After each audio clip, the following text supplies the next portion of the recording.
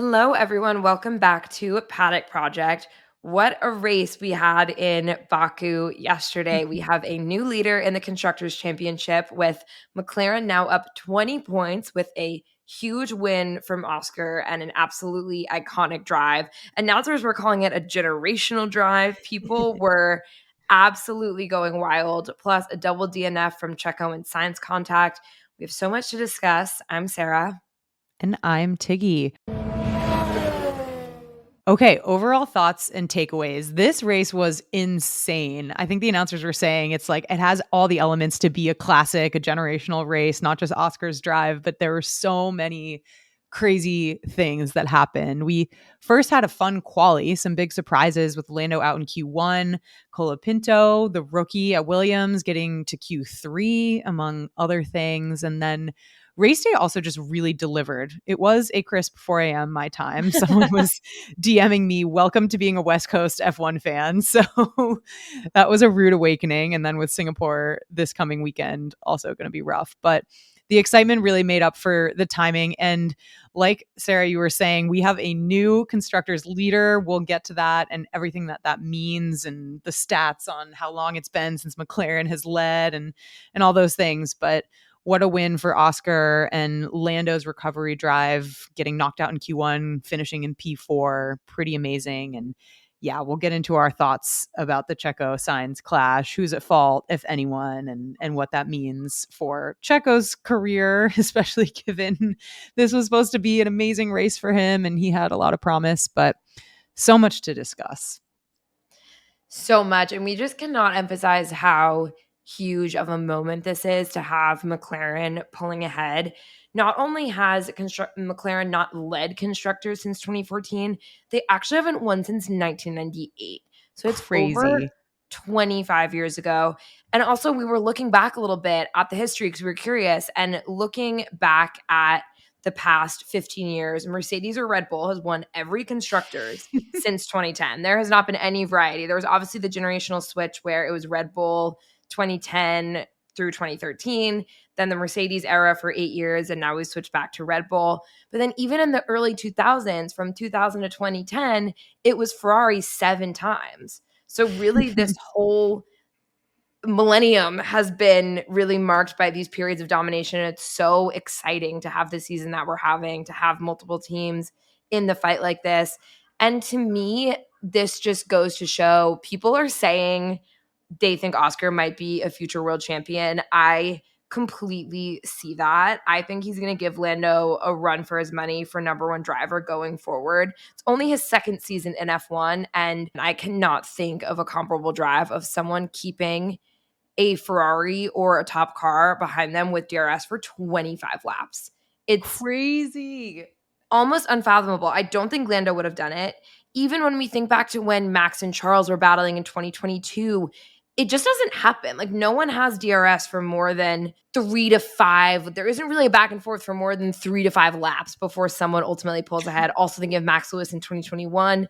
The closest almost wild defense I can think of would be Checo a bit with Lewis in 2021. But again, that was probably max 10 laps. And that was, epic, insane defense. It's just wild to think of. I think very, very, very few drivers would have been capable of that performance with, even given that Charles was struggling a bit on the tires. You have another hailed as a generational talent Ferrari driver under a second with DRS for 25 laps. It's so amazing. And I think what you said about it being his second season, we just need to keep saying that because it seems so hard to believe.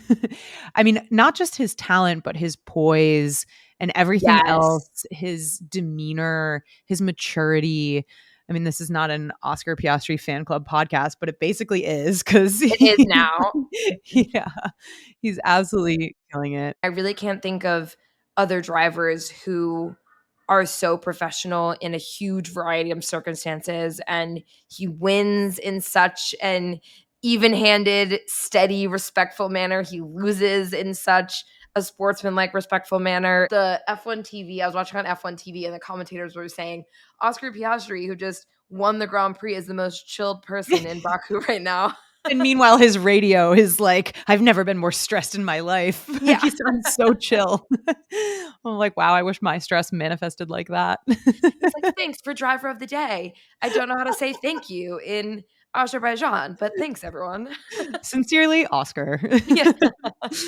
All right, let's move on to MVP and LVP. I feel like I know what you're going to say, so I'm going to let you take that. But I'm going to give a shout out to the rookies because Colapinto making it to Q3 in quali and then scoring points. I mean, amazing drive from Williams yesterday, but especially for Colapinto being able to do that in only his second race in that car and in a car that does not consistently deliver points. So that was amazing. And then Ollie coming in hot, scoring a point in P10 in a Haas. And then also, if that weren't enough, he outqualified and outperformed Hulkenberg, who is a very experienced driver. So that was amazing. I mean, Chaz and I were joking in the preview, like, oh, we won't expect any points because he's in a Haas and not a Ferrari, but like he delivered. It's crazy.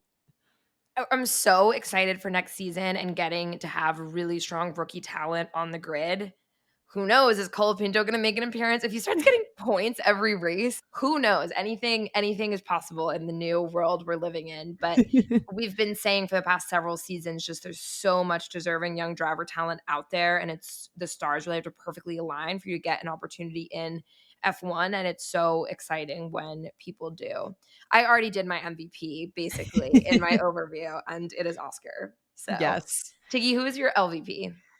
I think I have to go with this Checo Carlos crash, Yeah. especially because it was totally avoidable. And given how much was on the line, I think especially for Checo, but for Carlos as well, as he's leaving Ferrari, it just felt so unnecessary. And I'm not saying it was Checo's fault or Carlos's fault here. I'm being very careful to say the crash is the LVP, but I think from both of their sides, that could have easily been avoided. I totally agree because it almost doesn't matter who's at fault. It's such a bizarre accident having Yeah, people collide on a straight. And you're completely right. When so much is on the line in the constructors battle for Checo for his career and his future at Red Bull, but in the more near term for the constructors battle totally. for kind of both teams. I mean, Ferrari's still in it, even if they're the difference between P2 and P3 is still a ton of money. Carlos wants to go out on a high. And it made me remember too. Remember in Monaco when Checo had that bizarre crash with K-Mag on the straight and they had that Yeah, huge wreck? And it was one of those, it's a very similar situation where it seemed maybe more like K-Mag's fault, but it was just, you can cede a foot for the bigger picture. And sometimes totally. drivers just fail to do that. Yeah, it was weird. I mean, from every angle, it looked like someone else's fault. And I think the Totally. top angle and the back angle are the best to look at. But yeah, just it was bizarre. Almost like both of them spaced out, and then all of a sudden they were in the wall. You're like, what in the Yeah, world? and it seems like one thing that might have been a factor, George said actually in his post-race interview, and there are some photos of this, that the way the afternoon sun was positioned, it was Mm, really hard to see on that straight with the sun. And they were potentially trying to get a slipstream from Charles. Bizarre is the right word because it's so strange. It's hard to tell what happened. It's almost like both got blinded by the sun and zoned out, and we're trying to get a slipstream at the same time, and just yeah. But the really radio unfortunate. was were so mad. Checo's especially, he was so mad. I feel Yeah, like you don't often hear Checo on the radio like that. And he totally. was swearing. I feel like Checo and Sainz were never great friends, but this has put the nail in the coffin. They also joked in the they were joking in the cool down room of, "Oh, those 2 aren't Yeah. getting along this weekend, and it's come to its conclusion." Yikes. Wow. Yeah, my LVP is Max's car, help. Yeah. It seemed like everything that could be wrong with the car at various points in the race, he was talking about his brakes not functioning properly, no rear grip, big issues with tire temperature and degradation, just everything seemed to be going wrong. And until that crash, it Checo really was outperforming him this weekend. It was one of the very, very few weekends where not only in terms of performance, but just in terms of being able to figure out the car, it seemed like Checo really did have the upper hand. Yeah. I've I've been having a hard time getting used to Max's Instagram captions that are like, "We'll come back better next race." And it's like, I feel like I never ever read any of that in the past many Totally. years. Not the weekend we wanted. Yeah. Yeah. I'm Yeah. like, man, I'm used to that for every other driver on the grid, but not for Max. Yeah. This is building up though to what's going to manifesting a really awesome Max victory in the next couple races. That will be, you could never say underdog. Max is not an Totally. underdog. He's the reigning World Drivers' Championship, but it'll be like a 24-hour redemption arc for him. So I'm excited for that. I'm also excited. I will get to this, I'm sure, when we talk about teams, but like what Max's future may hold in terms of Yes. team if Yes. the direction is heading this way. So, Yes. but before we get there, so hot takes. I did horribly this weekend. I said no McLarens on podium. That was definitely not true. We had a McLaren win, but I am happy that that one was wrong. I wasn't hoping for that, but I just thought maybe it's time for them to put a foot wrong. And then I also said a Bottas signing, which also did not come true. But I am excited to talk about who we think might get that stake seat because Yes. I feel like it's got to be announced soon. It's taken a while. I think Yeah. there's a lot they're working through. But we also have to give a shout out to Chessa. She's currently in Italy. That is why she is not with us right now. But Chessa had said Checo P2. So at least Could have been. podium was, Could have could been. have been. It was close. She did say Oscar finishing ahead of Lando, which was big. And then Ollie points. All So right. solid 2 for performance from 3. Chessa. I did not have a particular hot take, but I feel like my main strong opinion last recap was saying Lando was not in the drivers' championship fight. So we will discuss that further down. Passion, drive, and patience, the formula for winning F1 championships, is sometimes also what you need to keep your car running day in and day out. eBay Motors has everything you need to maintain your vehicle and level it up to peak performance. Superchargers, roof racks, exhaust kits, LED headlights, and more. Whether you're into speed, power, or style, eBay Motors has got you covered. With over 122 million parts for your number one ride or die, you'll always find exactly what you're looking for. And with eBay Guaranteed Fit, your part is guaranteed to fit your ride every time or your money back. Because with eBay Motors, you're burning rubber, not cash. With all the parts you need at the prices you want, it's easy to make your car the MVP and bring home some huge wins. Keep your ride or die alive at ebaymotors.com. Eligible items only. Exclusions apply. So, practice before we dive into quali in the race. FP1, a lot of action here. We had 3 red flags. The Red Bulls looked strong. Leclerc had a big crash at turn 15, and then Colapinto later also crashed. FP2, Charles continued to be a bit cursed by turn 15, but made it through the session, set the fastest time. There were some other very close calls with the wall. I feel like people were just getting used to this circuit. It's a street circuit. It's a little windy, can be Totally. narrow at points. So, yeah, then FP3, Ocon had a car failure, which was really disappointing with all the reliability issues he's had. And then Ollie had a crash, was so upset with himself on the radio, and George set the fastest lap. So kind of mixed board across the practice sessions. Also, even more impressive with Colapinto and Berman getting points after those crashes because it's just such a knock to confidence. You're trying to orient yourself with a really Totally. challenging, really technical circuit. It's amazing job. For quali, wow, so much happened this weekend. Oh my gosh, we haven't even talked It feels about like quali ages yet. ago, but That it's feels like yeah. 10 years ago.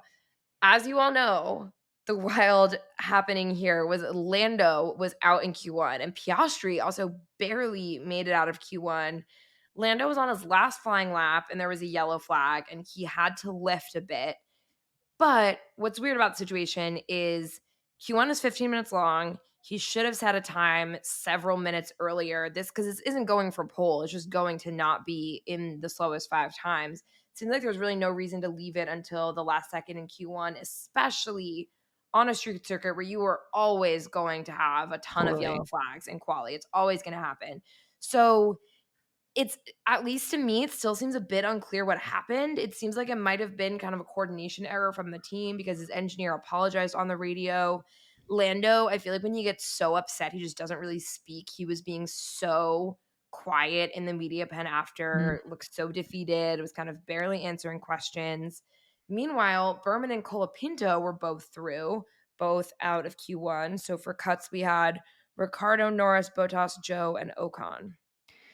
Yeah, it's so tough for Lando, especially when there's so much on the line right now. Like, even Totally. if we think it's such a stretch for him to win drivers, it's still in the conversation. It's still on the table. Statistically So, possible, yeah. yes, to be knocked out in Q1, just you probably feel like the whole weight of that is just crashing down. For Q2, the toe is extremely important on this circuit because of how long the straight is. And Charles during Q2 was upset about the team not setting it up properly for him to get a toe from Carlos. While meanwhile, Sainz said that he kept missing the toe. So I feel like neither of the Ferrari drivers were happy. Both Williams, though, the big news were they were through to Q3. Colapinto ahead of Albon, and then Ollie just missed Q3 and was upset. But for cuts, we had Ollie, Yuki, Pierre Gasly, Hulkenberg, and Lance Stroll. And then, unfortunately, later Gasly was disqualified from quali after a fuel flow violation. So, really bad luck there. For Q3, again, more eventfulness here. When Albon pulled out for his last flying lap, a huge yellow cooling fan, one of the massive This was fans they put on crazy. in the garage, was still attached to the roll hoop, basically up behind his head. And everyone seemed to realize, they realized in the garage after he pulled out, he was already at the exit of the pit lane. So he had to stay parked at the exit and then reach behind him and remove it and throw it aside himself. Because, as a reminder, if you get any assistance from the marshals, their hands are on your car, anything like that, you can't continue on in the session. There was still dry ice sitting on his car, total wild. Sadly, he didn't make it out in time then after being parked to get in a final flying lap. So brutal. But the highlight here, pole for Charles. He was dominant all session. Didn't really seem like it would be a huge contest. He's just so strong at this track. This is his fourth consecutive pole at Baku, and he took it by 3/10. Piastri did have a big lap for P2. And then one thing to note here is that P1 and P3 are definitely the better side of the track. P2 is on the side with less grip. So, in a sense, starting P3 can be better than P2. The Red Bulls looked decent earlier in the session, but in Q3, they were just not really a factor. Checo was P4, Max was P6.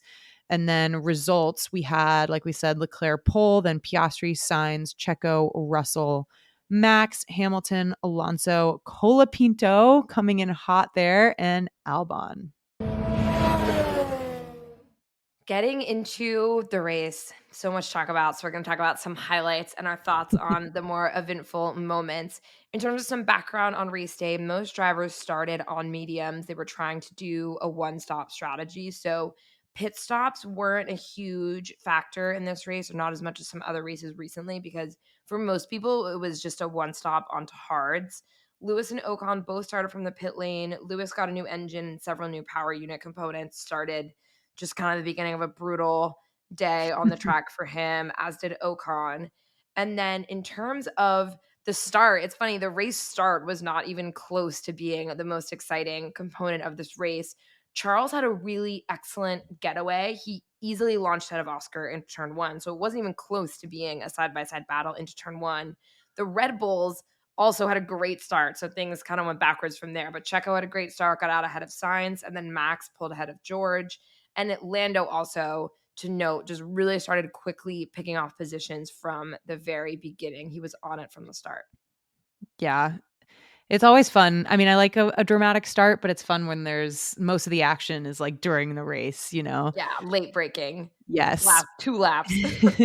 So speaking of the battle for the lead, especially. So first, a fun fact, the run from turn 16 to turn 1 is the longest full throttle stretch on the F1 calendar. And we really definitely saw some fun action yesterday. So around lap 20, Oscar threw this race into a wild state at turn 1 when he had a huge overtake to dive past Charles. It was a very late breaking move from him and so tight in the 1-2 spot. Charles was hanging on so close, like we said, in the DRS range for over 25 laps, but Oscar was just laying down that defense. Really just incredible driving from both of them, with Charles in DRS range, even as close as 5/10 back, lap after lap after lap, and had a few looks, but Oscar was just driving flawlessly, giving no opportunities. So it was a really, really fun to watch. It's great racing. It dropped to as little as zero point 0.3, 0.4, and a lot of it was 5/10 pretty consistently. It wasn't even like it was barely a second. It was just so close. And then meanwhile, this kind of battle allowed Checo to catch up to within DRS range of Charles. So all three were within a second of each other for a bit. And then this kind of started the point where Charles's engineer started sounding like a motivational speaker, which was very funny. I wonder what Charles thinks about what he would like to be told in this type of situation, but he just was kind of saying, "Keep this up, Charles. Keep it up," as I was approaching 20 laps within DRS range, and I don't know if that's helpful at that point. Maybe it is. You wanna hear some pump up, but I don't know. That's such a good point. That's hilarious. Okay, and then with 2 laps left, this is where the crazy collision between Sainz and Checo happened. Huge impact on the straight. Checo had gotten past Charles for P2, but then Charles fought back, and Sainz also got through past Checo during that battle. And then while Sainz and Checo were suddenly fighting for P3, they just had that bizarre, like we were mentioning, crash on the straight. They almost drifted into each other at high speed. And we asked on Instagram what you all thought, and you all were very closely divided on whose fault you thought it was. Ultimately, it was a racing incident, and the stewards decided not to take any action. They were both summoned. They both might have been focused on trying to move over to get the slipstream from Charles. Also, we were mentioning the afternoon sun, so maybe that was hard to see, but the race did finish on a virtual safety card. And this put George into the stealthy P3 that he got and kind of bumped everyone else up the line. So we can thank Ollie's points a bit for that crash. Yes, some big improvements there. And also Lando, speaking of stealthy, had a very stealthy P4. Max and Lando were kind of really grinding in the P5 to P7 range for most of the race, but that crash also bumped Lando up. There was a little bit of a battle between Lando and Max at a couple points. Max was trying to overtake Lando, but Lando was defending super hard, kind of at the midpoint of the race. Max really wasn't confident enough on his braking, and he just couldn't get past Lando. Then George also got past Max, so Max was just really not a factor at the front this race. In the last stint, Lando was setting fastest laps repeatedly with about 10 laps left. And then with 2 laps left, he had a huge DRS moment on the straight, overtook Max on the outside. One thing that was interesting to note that we noticed was Lando's engineer said at one point, kind of towards the end when Lando was setting all these fastest laps, his engineer said, "Imagine Andrea on your shoulder saying 0 wheel spin on every exit." So again, with the motivational radio, but interesting because we've talked about Lando's starts and he really has been struggling with wheel spin off the line. So that was kind of interesting. And then our radio of the week was, of course, Oscar. Quote, "Probably the most stressful afternoon of my life." Doesn't show Sounding it, so though. stressed. Yeah. Sounding like he's on the beach. All right, we have to get into standings, I think, before we go team by team. McLaren, like we said, leading Constructors Championship for the first time since 2014. To bring us back to 2014, McLaren drivers were Jenson Button and a rookie named none other than Kevin Magnussen. And in 2014, Mercedes ended up, like we were saying, starting their 8-year constructors streak. So the last time McLaren actually won a constructors was in 1998 with David Coulthard, who is now everybody's favorite commentator, and Mika Häkkinen. So just a little bit of a blast from the past, but it shows you how long this time has been and how much it's been coming. So for the standings, we have McLaren with 476, Red Bull with 456. So 20 points. It's not even like they passed them by 1 point. By 20 2, points yeah. it's a lot. Ferrari 425, so also not that far off. Mercedes 309, and then it starts to drop off from there. But yeah, we've got a full battle on our hands. Totally. And for the Drivers' Championship. So Lando only closed the gap by 3 points this weekend. It's given damage control after how Saturday went, it is great that they were even able to close the gap at all and not have it be a net loss for the weekend. But Max is still very, very comfortably ahead. He has 313 and Lando has 254. So the deficit is now 59 points with 7 races left. So what that means is Lando, to have a chance, basically needs to beat Max by about 8 to 9 points every race.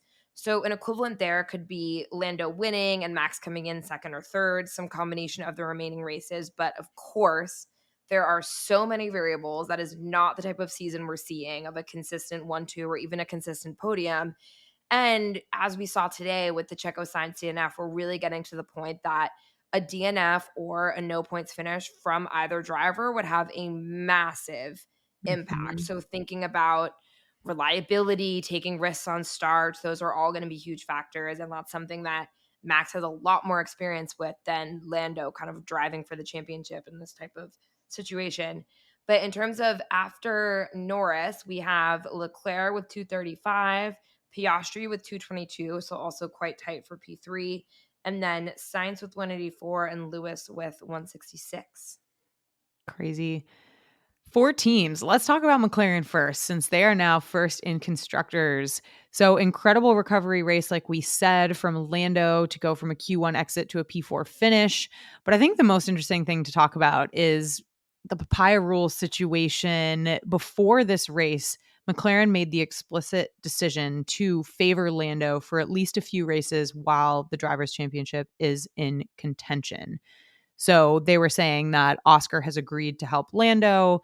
Lando was saying, if Oscar's fighting for a win or, he's earned it, we're not going to just like have me drive by. But that said, Oscar is going to be helping out Lando in that quest. But meanwhile, Oscar is the top scorer on the grid over the last 7 Grand Prix with 135 points. So, yes, he's not in P2 currently, but what do you think of this? How does McLaren handle this for the rest of the season?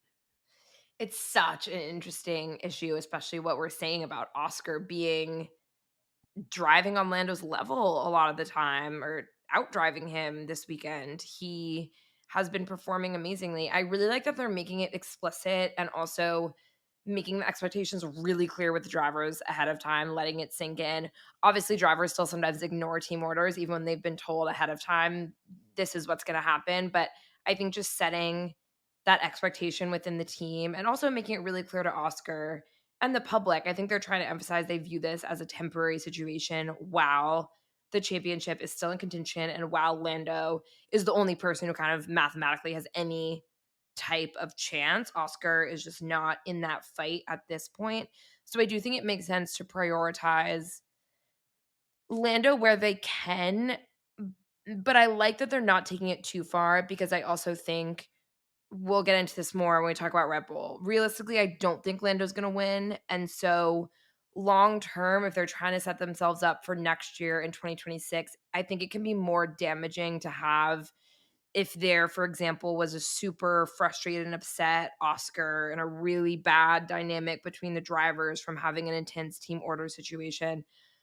I think that could ultimately be more damaging. And also, just in terms of public perception, people kind of hate team orders a lot Mhm. of the time just as a concept, but it's almost you're going to be criticized if you do and criticized if you don't, because if you tell explicit prioritization of land, you get criticized for not letting them race, and then if you let them race, there's a ton of criticism of, oh, you need to be putting all your weight behind one driver if you want to have any chance. So I think they're kind of doing the best they can to navigate right now.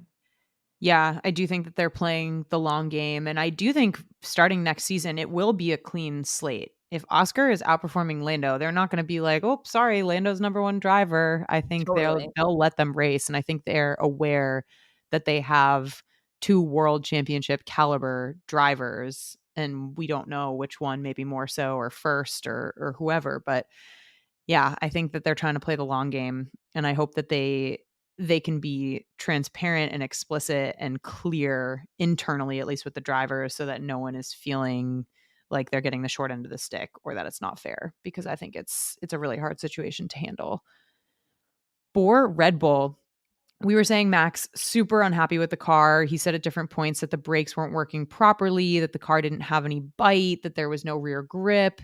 Ended up with a P5, would have been a P7 if it weren't for the crash, which feels crazy to think of Max in P7. But it was one of the rare weekends where Checo seemed much more in tune with the car. This ended a 33 race streak of Max outqualifying Checo, which is An crazy. insane statistic. That's over a season. Yes, that is a season and a half, basically. Max has now gone 7 races without a win and had 2 podiums in that stretch. Checo's last podium was in China in April.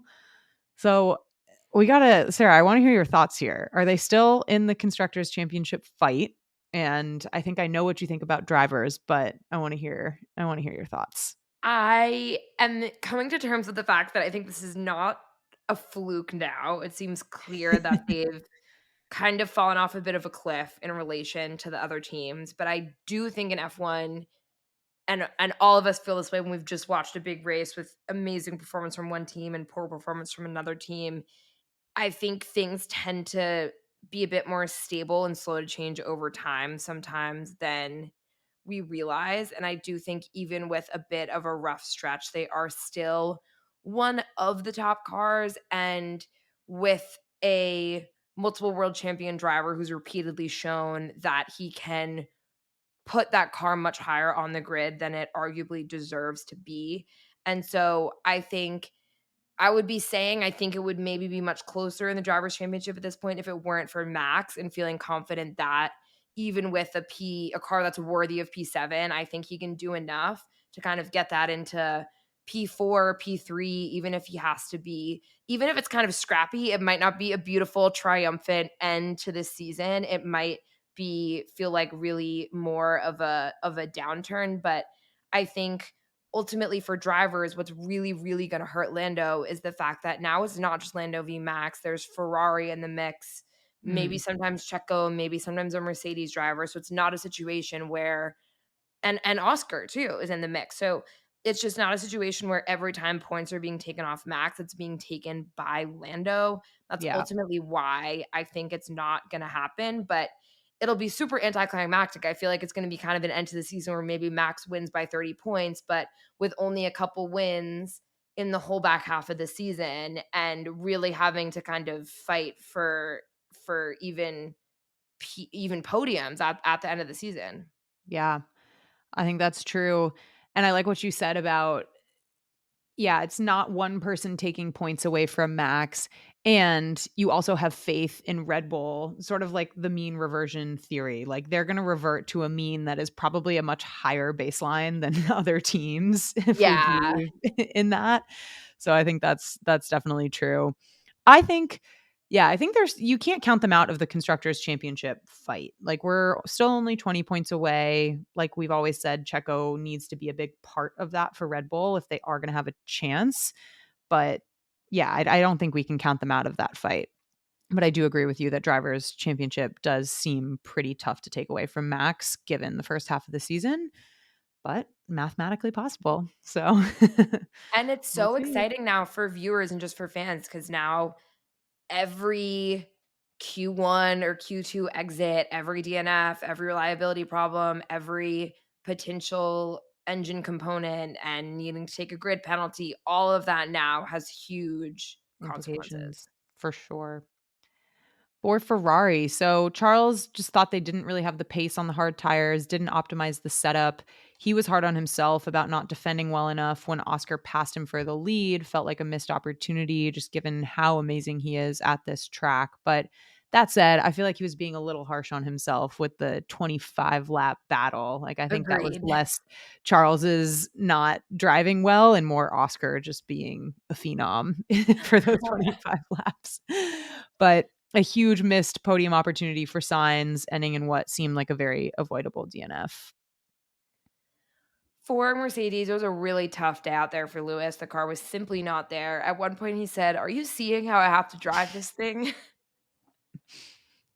Help. The commentators at one point said Lewis has been waiting a long time to take that 12th place, and that was getting past Ollie Berman. So he Oh. finished P9, but he would have been out of the points without the crash. So definitely a demoralizing day for him. George did say he thought they were one of the quickest cars on the hard specifically. So that's a positive. He got a surprise podium at the end, but I feel like George is always very measured. He said in his interview, he said, without the crash, we would have been in P5, which is much more kind of realistically where we were operating. Yeah, I hope for Mercedes that they're not back in the land of we don't know what's going on with the car. So hopefully this was just one race and then they'll get back there. For Aston Martin, Stroll got a puncture on lap 1 after his contact with Yuki, ran most of the race toward the back of the pack, but then had to retire towards the end. Alonso did get some good battles in, solid points in P6, but the real talk of the town for Aston Martin is the Adrian Newey story. It's just such huge news in F1. We talked about this during the preview, but on the BBC podcast this week, they had an interesting discussion about how this throws a big question mark into the drivers market for 2026. So the question that was raised and that we were talking about a little bit earlier is a big name like Max, would he be intrigued by Aston Martin? Would he be intrigued potentially by another team? Who knows? So I don't know. Sarah, what do you think? Do you think Max would go to Aston? I think so. I think it's really going to depend what Red Bull looks like end of this season, start of next season. But I think Max ultimately is a racer and will do whatever he can to be at the top team. And he's had such a strong relationship with Red Bull and such loyalty there. But ultimately, I think if it's not the best choice for him, he's not going to pass up an opportunity that he thinks he has. And especially all that we heard earlier in the season about kind of a power struggle within Red Bull and potentially Max and his dad being kind of more in the Adrian Newey camp than in the Christian Horner camp. If Aston Martin has unlimited budget, Adrian Newey building a 2026 car, or giving Max other things he's looking for. Honda engines. Yeah, great point. I think he would for sure at least be thinking about it. Yeah. The question on the other side is, I mean, I feel like any team would be so stupid not to take Max, but would Lawrence Stroll part ways with his son? This on the BBC podcast, this was so funny. I forget who it was Andrew Benson or someone else. This was such a good episode, but someone said, oh, he would fire Alonso before he would fire his own son, and it would be Max and Lance. Oh my God. What would they be like as teammates? I think it would. I just don't know if Max would be able to keep a straight face. I feel like would kind of be the issue. Max is so blunt that I don't really know how that would work. Funny. Max and Alonso, who knows? Max and Alonso could be spicy. I feel like Alonso's not trying to go anywhere anytime soon. Totally. I mean, all the quotes that came out about Alonso offering like part of his salary to go towards Adrian Newey, like 10%, 20%, whatever it is, like, please. I think Alonso's the happiest person in that camp that Newey is a part of the team. So I feel like he's not going anywhere. And another thing they said on the BBC podcast that was so interesting, word on the street is that the talks between Newey and Ferrari had cooled, and that it was kind of a loss of interest on the Ferrari end versus on the Newey end, which is also fascinating. And I feel like probably Lewis would be really upset if that ended up being the case, and then Alonso gets Newey instead of Lewis getting Newey. Maybe Ferrari was like, we can't afford Lewis and Newey, and we've already committed to. Also, totally possible. Lewis. It's so expensive. It's crazy. I mean, That's a great $100 point. million, pounds, whatever it is the top two driver salaries combined, Max and Lewis. That's an insane amount of money. That's so true. And who knows what Ferrari is paying Lewis to go over? That must also be an astronomical amount. Seriously. One thing Newey did say was that one thing that appealed to him about Aston Martin was having Lawrence Stroll be such an involved owner and sort of more like an old school team boss hybrid role with the ownership, since the owners used to be so much more involved in the day-to-day. So I thought that was interesting. I mean, I don't know what that does, but yeah. Yeah, it's an interesting point to emphasize. I guess maybe having less cooks in the kitchen to some extent, if the owner's really powerful and you don't have, I imagine there's a lot of kind of power struggles that probably happen between the ownership, the CEO, the team principal, just a lot of names at the top in the conversation. And maybe him and Lawrence just really bonded. Who knows? The behind the scenes videos of that like press day where they announced they were so funny. They seem like one big happy family right now. So let's see. For V-Carb, not much of a factor here. Unfortunately, Yuki had to retire after his lap 1 contact with Stroll, and then Daniel Ricciardo was P13. So not a lot to write home about. I'll take this as another opportunity to admit that he was right and I was wrong about Daniel Ricciardo. I'm sad. I'm not saying anything. I'm just waiting for the seat to be filled and Yeah. signed.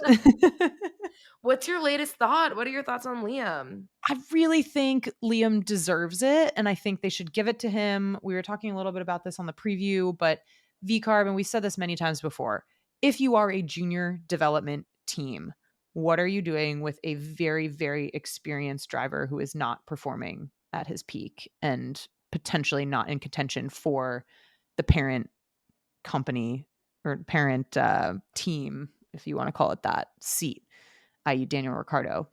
It just doesn't make a lot of sense to me. It feels, I know that Daniel's bringing a lot to the team and a lot to the business, but I do feel like if you're thinking longer term and Checo's not working out, like give Liam a chance. Give him a chance. See what happens.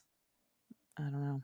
I agree with you as much as it pains me to say, but I still really don't want Danny to leave F1. It's such a hard question, but I Danny think Mistake, bright green. He could look good in bright green.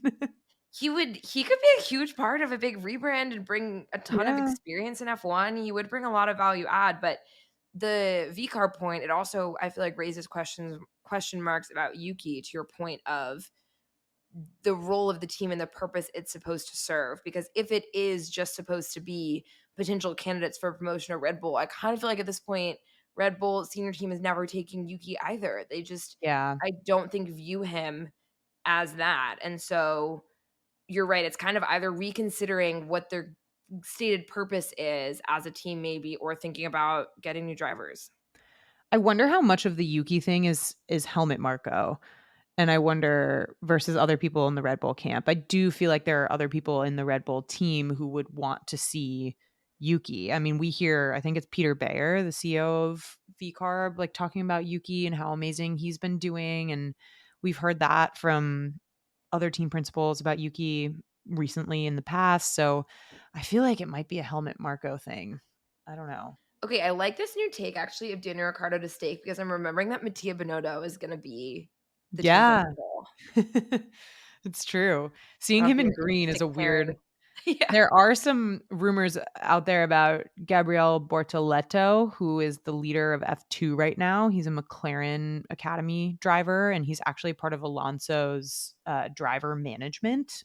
He's like an Oh, Alonso protege, but he's killing it in F2, and it's his first year in F2. And so wow. his name has been in circulation for stake, but I don't know. It makes you wonder. I understand the Kimi phenomenon thing, but he's also like P6 or P7 in F2, and Yeah. there are all these names that are doing really well who don't get thrown around as much, which I find interesting. Yeah, and Berman's not at the top either. And there's also Isaac, the F2 Yeah. driver in the Red Bull organization. There's so many names in F2. And also now Colapinto. And Yeah. so thinking about these seats that haven't, the remaining couple of seats that haven't been announced, Colapinto could be an option for stake, seeing what he can do the remainder of this season. We'll see. For Alpine, tough weekend with a pit lane start for Ocon and a quality disqualification for Gasly, but Gasly was able to recover to P12, Ocon to P15. So not a lot to bring home in terms of points, but hopefully they'll have better luck next weekend. Same for stake. Sadly, Joe was P14 and Bottas was last of the cars that finished in P16. That is a huge question mark about that open seat to be with Nico Hulkenberg. So we will be keeping our eyes peeled for that. A lot of possibilities at this point. It's odd to me that they haven't yet announced Bottas, if that is what they're going with. So we'll see. For Haas, meanwhile, speaking of seats, it was a very impressive weekend from Ollie Berman, who outperformed the Hulk, who was one of the most experienced drivers on the grid. Ollie just snuck into the points at P10, and Nico was close behind him in P11. And for Williams, last but very much not least this weekend, amazing weekend for the team. Double points finish, Colapinto P8, Albon P7. I think that's 10 points. So really awesome. It's the team's best result in years since mid 2021 and the biggest points haul since the 2022 regulations started. So Alex said that to get P7 and P8 is, quote, luxurious. I love that word. I love that for you, Alex. Why don't you just luxuriate over there in those 10 points? And Williams moved ahead of Alpine in the championship, which was a year-end target for them. So hopefully they can keep it up there, and really awesome. It seems like the vibes are good in the team right now. Thanks everyone for listening. This season, as we've been saying, continues to be a thriller. There's so much on the line now, so definitely tune in for Singapore next weekend. We can't wait to discuss.